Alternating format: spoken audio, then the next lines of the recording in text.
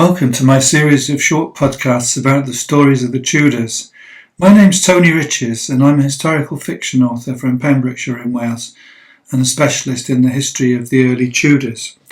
In this podcast I'll be looking at the life of the fourth wife of Henry VIII, Anna of Cleves. And before I began looking into her story, the few things I knew was that Henry approved of Holbein's portrait of her, but was disappointed when he finally met her and called her the Flanders mare. I had to research her story for my new book, Katherine Tudor Duchess, about the life of Katherine Willoughby, who was the first of the senior ladies to be sent by King Henry with her husband Charles Brandon to welcome Anna when she first arrived in England. The shortest reigning of all Henry's queens, I found that it's unlikely that Anna was ever called the Flanders mare by Henry VIII, as that came more than a century later when Gilbert Burnet, who was the Bishop of Salisbury, wrote in 1679 that Henry swore that they had brought over a Flanders mare to him. Of course, Henry VIII was well aware that Anne wasn't from Flanders, and we mustn't forget that Bishop Burnet was writing 139 years after the event. One of the reasons you might not know much about Cleves and Anna's home, the imposing fortress called the Schwanenberg or Swan Castle in Cleves, is that it was destroyed in the Second World War together with most of the town. As it had been in Anna's father's time, the castle was in a strategically important location, which is what led to its downfall. 90% of the city was severely damaged in a British bombing raid late in the war in 1945. And interestingly, the chap that ordered it, Lieutenant General Brian Horrocks, was in charge of what was codenamed Operation Veritable. And Horrocks later admitted knowing that Cleves was an important historical German town with a lot of civilian men, women and children. And after the war he suffered nightmares about the loss of life in Cleves. The Swan Tower has now been rebuilt as a geological museum, and it's possible to see how the original castle had a commanding view of the Lower Rhine, although sadly Anna wouldn't recognise much of the town now. Heather Darcy also explores how Anna influenced her stepdaughters Elizabeth and Mary and the evidence of their good relationships with her. It's even been said that Anna was something of a role model for both of them and perhaps particularly for Queen Elizabeth. The other new book is the fourth in Alison Weir's Six Tudor Queens series, and that's called Anna of Cleves, Queen of Secrets. Alison's book is based around what she calls Anna's guilty secret, which we'll come to later on. Anyway, to return to Anna's story, she was born at Berg Castle near Dusseldorf, probably on June the 28th, 1515. And that would make her about 24 years younger than Henry VIII. Now, that might be considered quite a big age difference now, but in Tudor times, of course, it was nothing to remark upon. But importantly, it does show that she was really quite young in relation to him and in terms of her future role.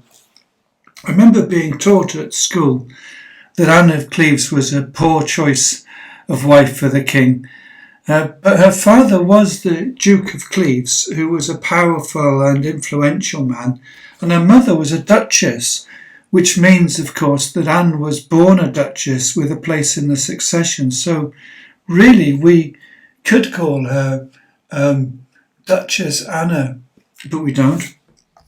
Unluckily for Anna, it was thought unnecessary for her to learn English or Latin or even French. So although she could read and write in German, her education seems to be limited really to how to run a household and a bit of needlework. By the way, Germany as we know it now didn't really exist at the time, so there was a sort of confederation of dukedoms and principalities and states, of which Cleves formed an important part. And it's interesting to note that Anna and her sisters were raised by her mother and her ladies, and of course this put her at a great disadvantage later on. She seemed happy enough in her castle with her sister Sibylla, who later became Duchess of Saxony, and her younger brother Wilhelm, who was to become the new Count of Cleves when their father died. Interestingly, he also acquired the nickname later on as Wilhelm the Rich, which it could have been a lot worse, couldn't it?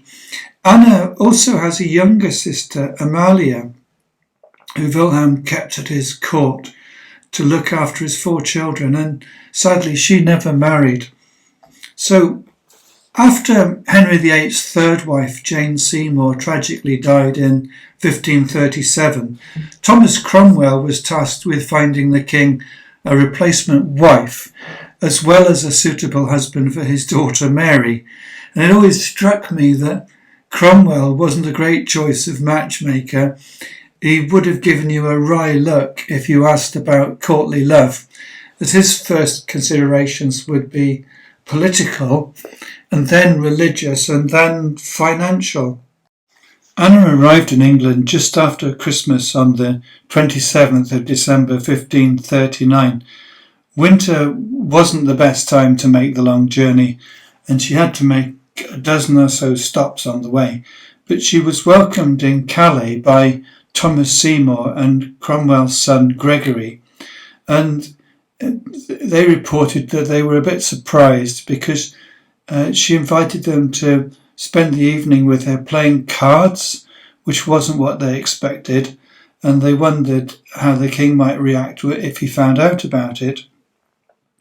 Anyway, I'm pretty sure that Anna would have been impressed when she saw the fleet of 10 ships moored in Calais harbour, because they were all decked out with banners and gold, and they fired a salute of 150 cannons to welcome her to Calais. Although I think she might have suffered a little on the Channel crossing.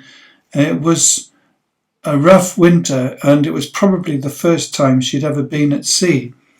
But she landed at Deal in Kent at 5 p.m. on a stormy winter's evening and was taken to Deal Castle to rest after her long journey.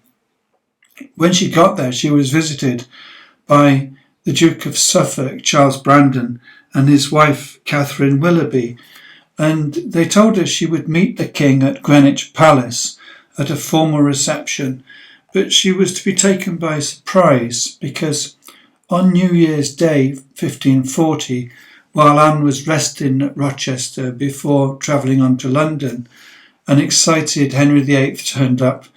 It seems he couldn't wait for his bride to arrive in London and decided to surprise her in disguise. Now, accounts of this first meeting vary, but Edward Hall's Chronicle says, "The king, which sore desired to see her grace, accompanied with no more than 8 persons of his privy chamber, and both he and they apparelled in their marble coats, came to Rochester, and suddenly came to her presence, which therewith was somewhat astonished. But after he had welcomed and spoken to her, she was most gracious and loving countenance, and behaviour to him received him and welcomed him on her knees, whom he gently took up and kissed, and all that afternoon communed and devised with her." I'm not quite sure what devised with her means, but this is so different from the many more fanciful accounts, including that of Ambassador Chapuis. It does make me wonder which version is closest to the truth, because we remember that Edward Hall was writing at the time of the meeting, and he was a lawyer with a reputation for getting his facts right.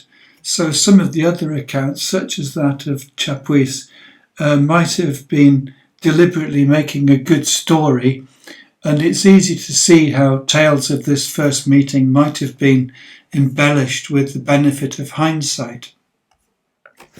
As we know, Henry decided he didn't want to marry Anna after all, and unfortunately there was nothing much he could do about it, unless he wanted to risk offending Anne's brother, the Duke of Cleves, and jeopardising the new treaty that they were agreeing.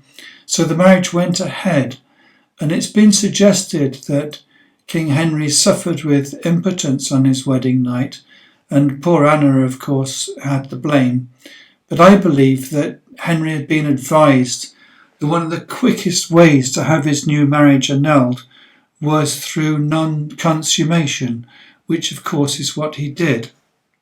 So Anna's marriage to Henry only lasted until July 1540, just 6 months, and she must have feared for her life. She seemed greatly upset, and it's reported that she wailed and screamed when Charles Brandon had to notify that she was no longer queen.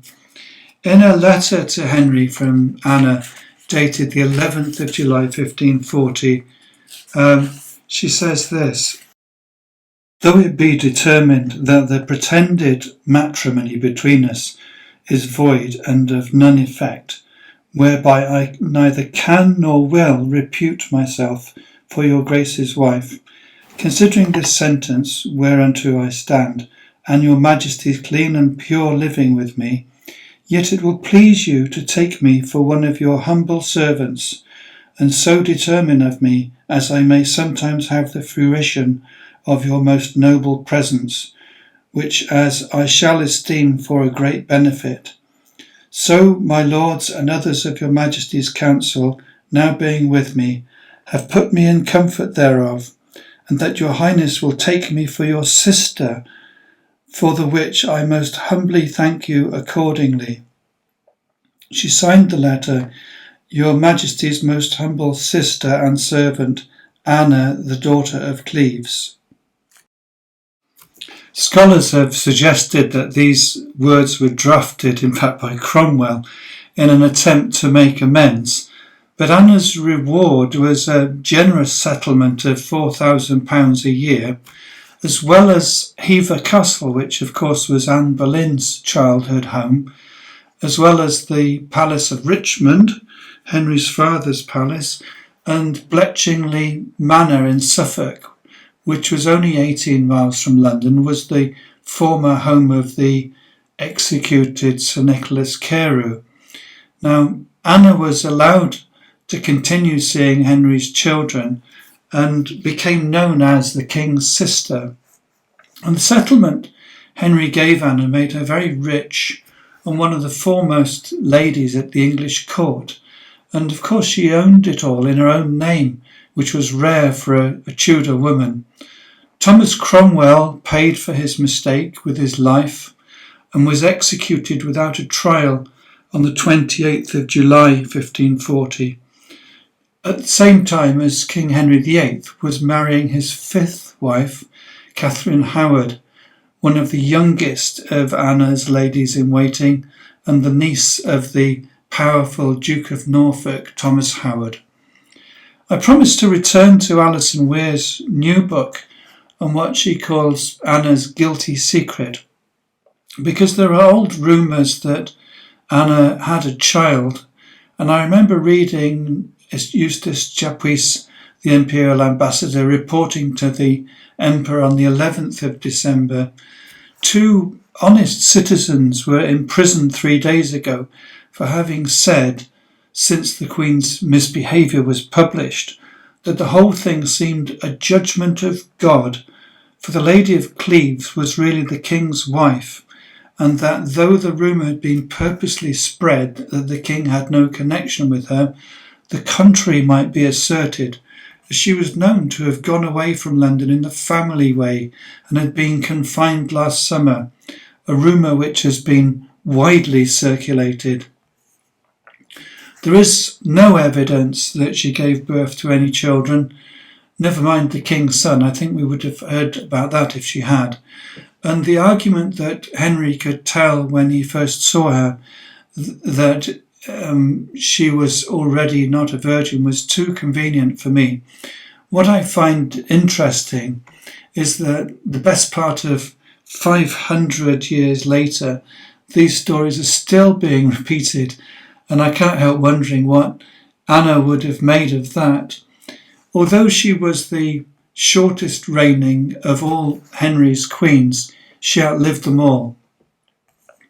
My new book, Katherine Tudor Duchess, which features Anna's arrival in England and her short marriage to Henry VIII, will be available in the autumn, and links to all of my books can be found on my website at tonyriches.com.